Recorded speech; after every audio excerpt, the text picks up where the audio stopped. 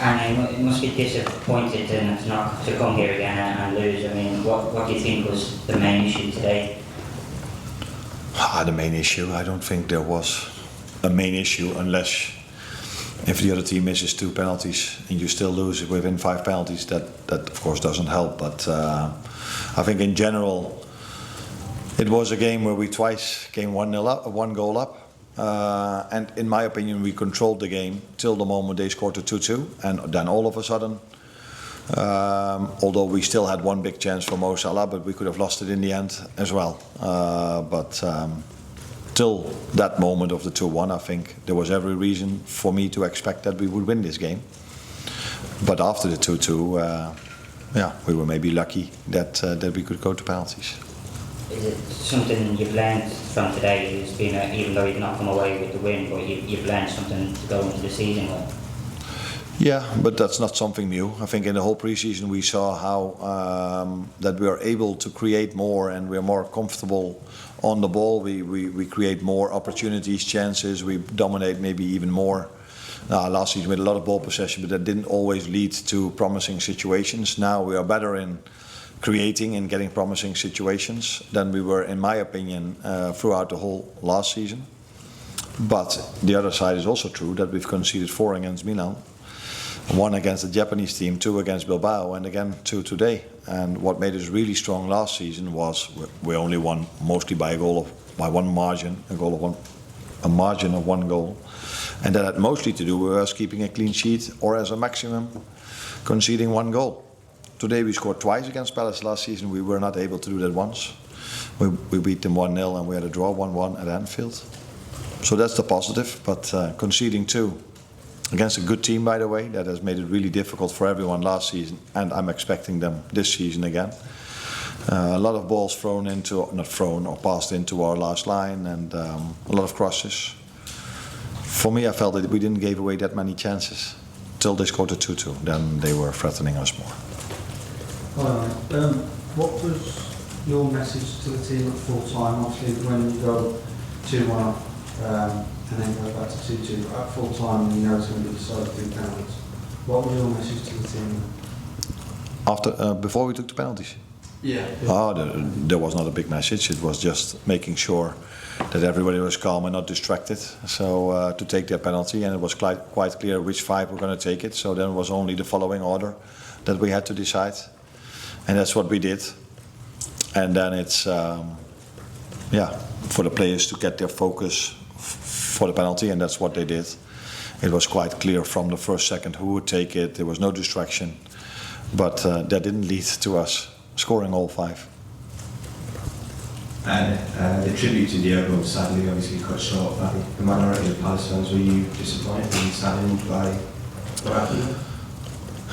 No, I'm a positive person, and if I look at the respect that has been paid to them both from everywhere around the world, this is what I have in my head, and then I think this must be.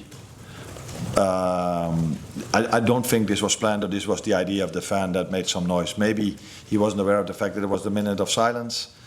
He was just still happy and tried to cheer for his team, and I think then the fans of Palace were trying to calm that person or those persons down. So I don't think he had a bad intention, the guy or people that made noise.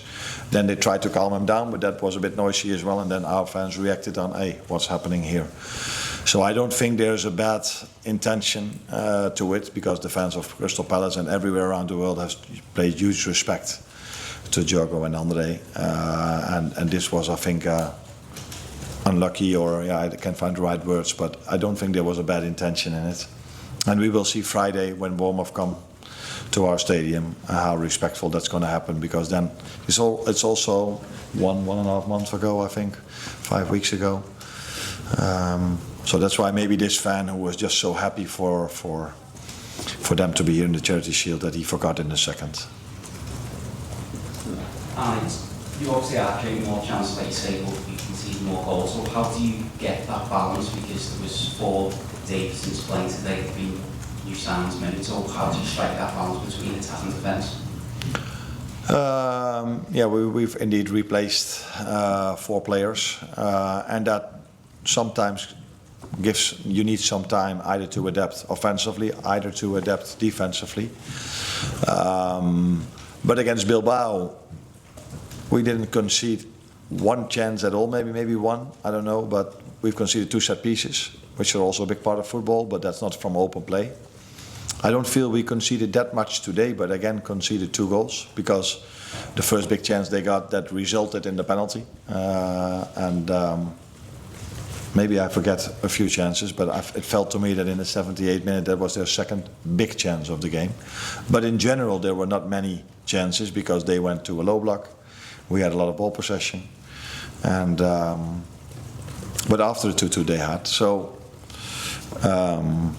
it needs maybe a little bit of adjustment defensively at the moment because we don't concede a lot of chances, but we do concede goals at the moment. Last question, please, Richard.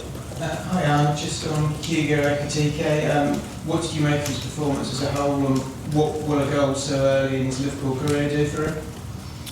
I think it's always nice to score a goal, not only for him, also for Jeremy Frimpong, if you start your career at a new club. But it would have been even nicer to win a game of football because I think that's more important than scoring a goal. But he had a good impact, but he's also an example of a player that came, I think 1.5, 2 weeks ago in the end of our Asian tour. So for me, with only 3 or 4 days in between the Friday game, it wouldn't be smart to play him 90 minutes because of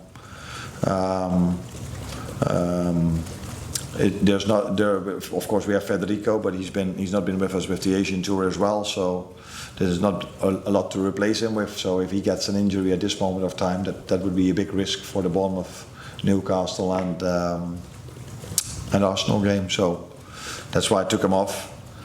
But he had a good game today, that's for sure.